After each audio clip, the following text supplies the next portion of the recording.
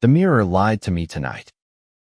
I stared at my reflection, cheeks dusted with blush, lips glossy, eyeliner sharp enough to cut through my own doubts, and wondered how I'd let my sister, Ellie, talk me into this. By 7 p.m. I was standing outside a Greenwich Village cafe, dressed in her idea of date-ready, my heart hammering like it was trying to escape. It started with a scream, Ellie's, not mine. She'd burst into my apartment that afternoon, phone in hand, her face a mix of panic and glee. Evan, I'm double booked, she'd wailed, waving her phone like it was evidence in a crime scene.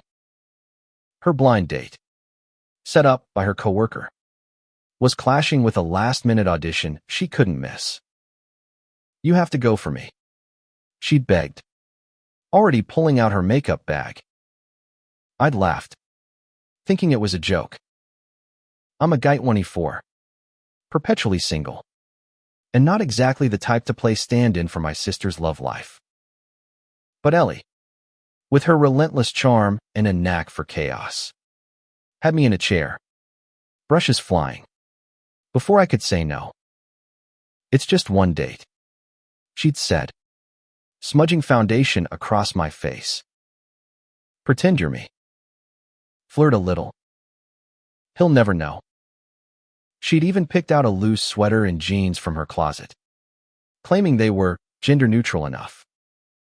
I'd rolled my eyes but caved, partly because I hadn't been on a date in years, and partly because Ellie's puppy dog eyes could guilt-trip a statue. Besides, what was the worst that could happen? A boring night, maybe an awkward laugh, and I'd be back home with my Netflix queue. The cafe door jangled as I stepped inside, the scent of roasted coffee and cinnamon hitting me like a warm hug. The place was small, all exposed brick and fairy lights, with a buzz of conversation that felt alive. I scanned the room, clutching Ellie's description of her date: tall, dark hair, probably in a leather jacket. My stomach twisted.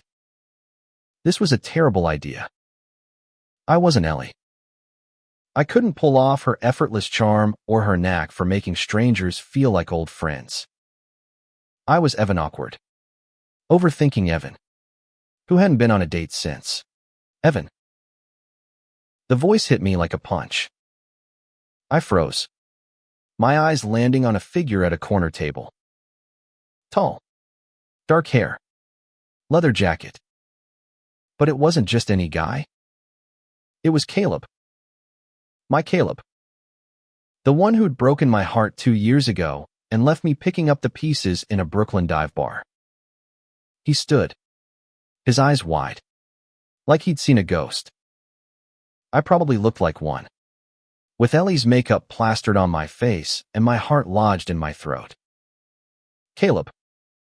My voice cracked, barely above a whisper. The cafe seemed to shrink, the miraculously making us the only 2 people in the world. He stepped closer, his gaze raking over me, lingering on the makeup, the sweater, the jeans. What are you doing here? I could ask you the same thing, I said, my mouth dry. My brain screamed at me to run, but my feet wouldn't move. Caleb, with his sharp jawline and those hazel eyes that used to make me weak, was standing right in front of me. On my sister's blind date. This wasn't happening. I'm meeting someone, he said, his voice low, like he was trying to piece together a puzzle. Ellie. Wait. Are you her? I laughed, sharp and bitter. Because what else could I do? No. I'm not Ellie. I'm Evan. His eyes widened again, and I saw the moment it clicked: the makeup, the clothes, the whole absurd situation. Ellie sent me. She got held up. Caleb's lips twitched, like he wasn't sure whether to laugh or yell. So, you're, what? Pretending to be her. With makeup. It's a long story, I muttered, my face burning under the blush. I wanted to disappear, but Caleb was still staring, and the weight of his gaze felt like it could crush me. 2 years ago, I'd have given anything for that look. Now, it just hurt. He gestured to the table. Sit. We need to talk. I shouldn't have sat down. I should have walked out, called Ellie, and let her deal with this mess. But something in his voice, soft, almost desperate, pulled me in. I slid into the chair across from him, my heart racing like I was 16 again, sitting next to him in his old pickup truck, stealing glances while he drove us nowhere. You look different, he said, his eyes searching mine. But good. Really good. Don't. I snapped, sharper than I meant. Just don't. I couldn't handle his compliments. Not now. Not when I could still feel the ghost of his hands on me. The memory of his promises that turned to ash. Why are you here? Caleb. Ellie's date was supposed to be some guy named Mark. He leaned back, running a hand through his hair. Mark's my middle name. I use it for stuff like this. Blind dates. Keeps things simple. He paused, his eyes narrowing. But you're not Ellie. So why the hell are you here? Evan. I took a shaky breath, the truth spilling out before I could stop it. Ellie had an audition. She begged me to go in her place. I didn't know it was you. I swear. I looked down at the table, tracing the grain of the wood with my finger. If I'd known, I wouldn't have come. The silence was heavy, broken only by the clink of coffee cups and soft jazz playing in the background. When I finally looked up, Caleb was watching me, his expression unreadable. I didn't think I'd see you again, he said quietly. Not after everything. Yeah. Well. I swallowed hard. I didn't exactly plan on this either. 2 years ago, Caleb and I were everything. We met at a college art gallery, bonding over a terrible abstract painting we both hated. He was a photographer, all passion and intensity, and I was a writer, quiet but drawn to his fire. We spent a year tangled up in each other late nights in his tiny apartment, dreaming about the future, whispering promises we thought we'd keep. But Caleb's dreams were bigger than mine. He wanted to chase his career, travel the world, live without roots. I wanted stability, a home. He left, and I stayed. And that was that. Until now. He reached across the table, his fingers brushing mine. I yanked my hand back like I'd been burned. Don't, I said again, my voice shaking. You don't get to do that. I know, he said, his voice raw. I messed up. Evan. I know I did. Seeing you here, like this. It's like the universe is giving me a second chance. I laughed, cold and sharp. A second chance. You think this is some rom-com moment? You left me. Caleb. You didn't even say goodbye. I had to find out from your roommate that you'd moved to Chicago. His face crumpled. And for a moment, I saw the boy I'd loved, not the man who'd broken me. I was scared, he admitted. I was 22. Evan. I thought I had to choose between you and my dreams. I chose wrong. The words hit like a tidal wave, pulling me under. I wanted to scream, to cry, to throw my coffee in his face. But I just sat there, staring at him, my heart pounding so loud I was sure he could hear it. "You don't get to say that now?" I whispered. "Not after 2 years." "I know," he said again, leaning closer. "But I'm saying it anyway. I never stopped thinking about you.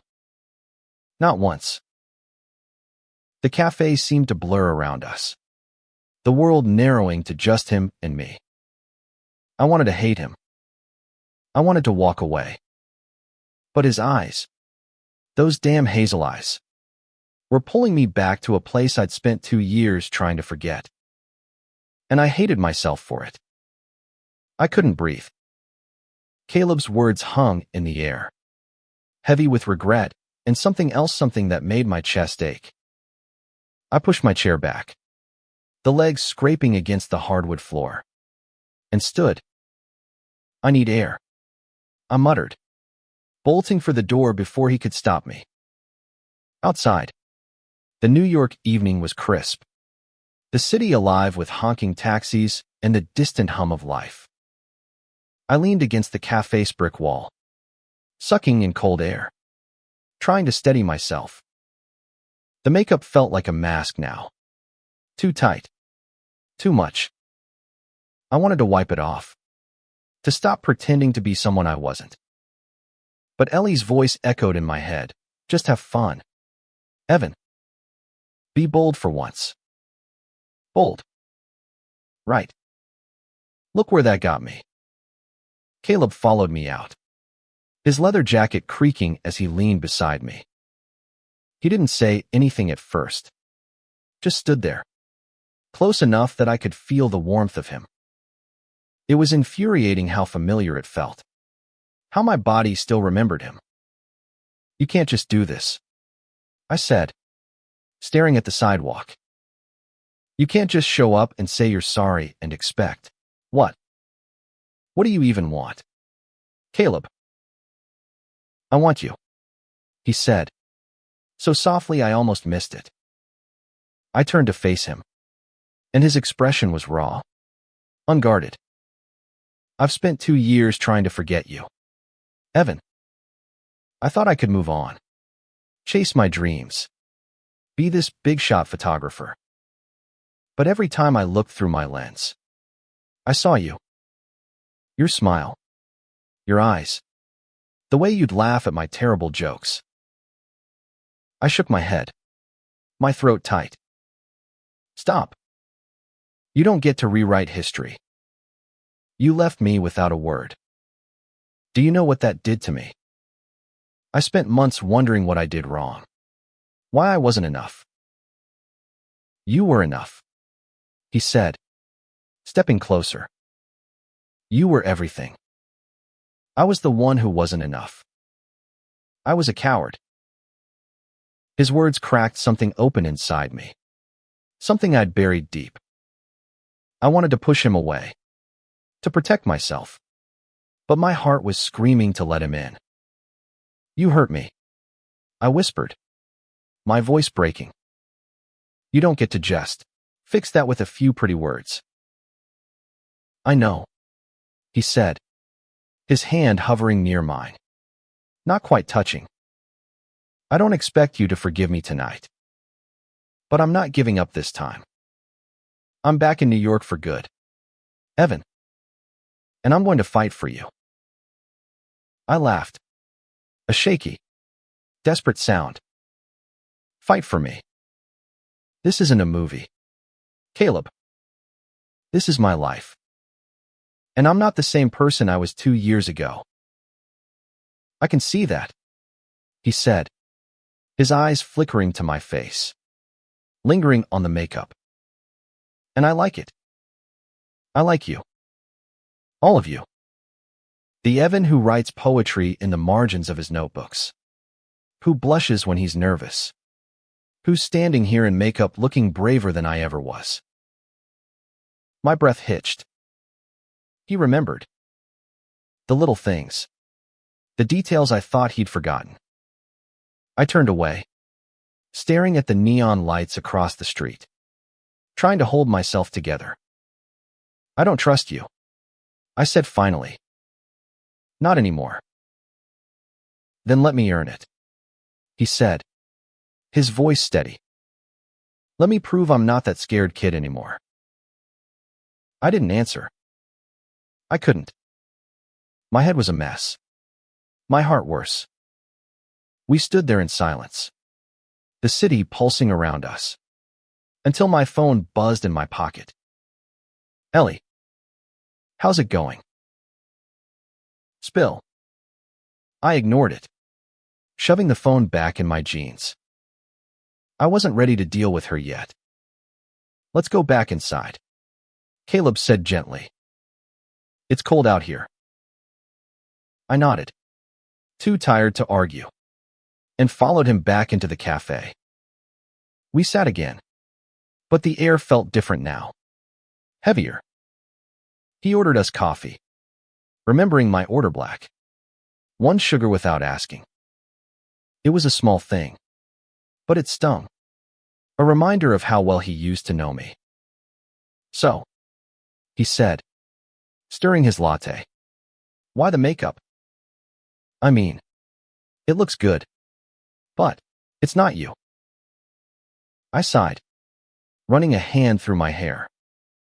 Ellie's idea. She thought it'd make me, I don't know, more confident or something. She's always trying to push me out of my comfort zone. She sounds like a handful, he said, a small smile tugging at his lips. You have no idea, I said, and for the first time that night, I smiled back. It was small, fragile, but real. She's probably freaking out right now, waiting for me to text her. Tell her it's complicated, he said, his smile fading. Because it is. I nodded, sipping my coffee, the warmth grounding me. Caleb, I don't know what you expect from this. From me.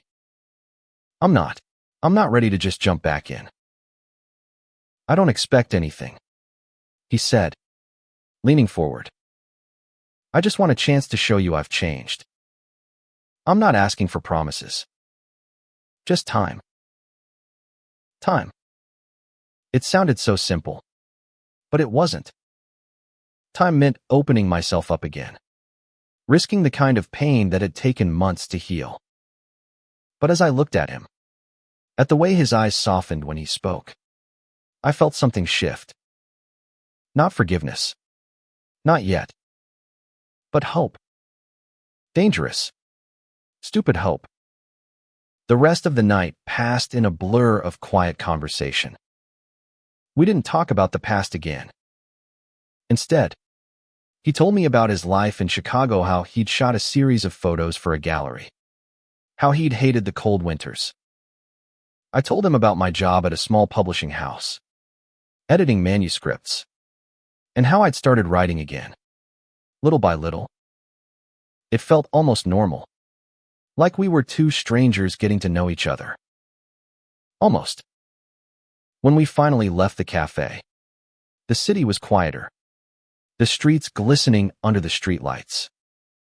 Caleb walked me to the subway, his hands in his pockets, like he was afraid to get too close. Can I see you again? He asked, his voice low. I hesitated, my heart at war with itself. I don't know, I said honestly. I need to think. He nodded, like he'd expected that. I'll wait.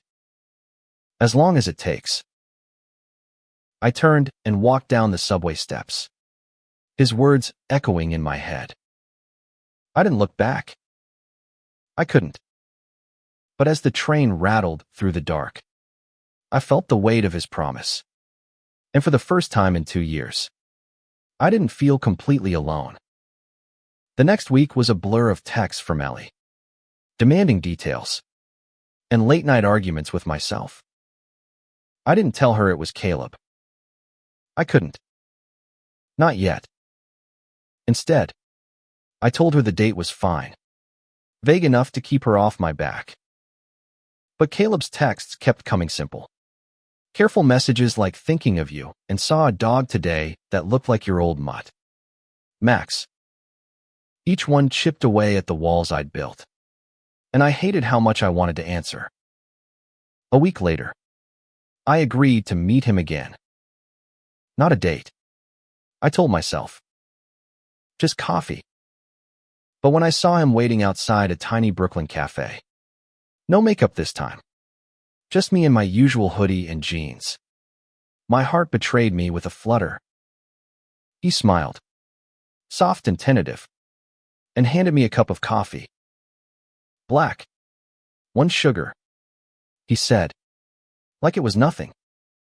Thanks, I muttered, trying to hide the warmth spreading through me. We walked through Prospect Park, the autumn leaves crunching under our feet, the air sharp with the promise of winter. It was easier to talk this time, less raw. He told me about his new project, a photo series on queer life in New York, and asked for my input. I told him about a short story I'd been working on, about 2 boys finding each other in a city that felt too big. He listened like every word mattered, and it scared me how much I wanted to believe in him again. But trust is a fragile thing. Every time I felt myself softening, I remembered the silence after he left, the months of wondering why I wasn't enough. One afternoon, walking along the Hudson River, I stopped and faced him. Why now, Caleb? I asked, my voice steady despite the storm inside. Why are you doing this? He looked out at the water, his jaw tight. Because I woke up one day in Chicago, and I realized I was empty. I had everything I thought I wanted: work, recognition, freedom. But I didn't have you. And that was the only thing that ever really mattered. I wanted to believe him. God, I wanted to. But I shook my head. Words aren't enough. You have to show me. And he did. Over the next few months, Caleb showed up. Not with grand gestures, but with quiet, steady effort. He'd text me articles about writing, show up at my office with lunch, and leave notes on my apartment door quotes from poems I'd loved in college.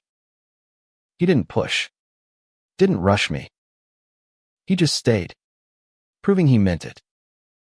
One night, at a small gallery event for his photo series, everything changed. The room was packed, the walls lined with his work stunning, intimate portraits of queer couples, friends, families.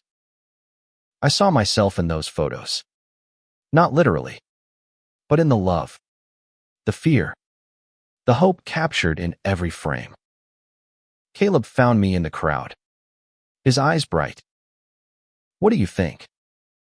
He asked, nervous for the first time that night. They're beautiful, I said, my voice thick. You're incredible. He stepped closer, his hand brushing mine. You're the reason I could do this, he said. You always believed in me, even when I didn't deserve it. I couldn't stop myself anymore. I grabbed his hand, pulling him outside into the cool night air. I'm scared, I admitted, my voice barely above a whisper. I'm scared you'll leave again. He cupped my face, his thumbs brushing my cheeks. I'm not going anywhere, he said. I swear it. I kissed him then, under the glow of a street lamp, the city humming around us. It wasn't perfect. It wasn't a fairy tale. But it was real messy, terrifying, and ours. His lips were soft, familiar, and for the first time in 2 years, I felt like I was home. The months that followed weren't easy. Trust takes time, And we had our share of fights about his late nights at the studio. My stubborn walls. The weight of our past. But we talked. We listened. We grew. Ellie. When I finally told her. Screamed so loud I thought my eardrums would burst. You're welcome. She crowed, claiming full credit for the blind date disaster that brought us back together.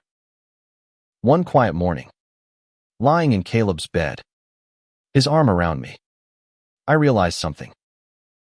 Love isn't about never getting hurt. It's about choosing to try again, to believe in someone even when it's hard. Caleb hadn't just come back for May, he'd come back for himself, to be the man he promised he'd be. And I was learning to be the man I wanted to be. Too brave. Open. Maybe even a little bold. We weren't perfect. But we were enough.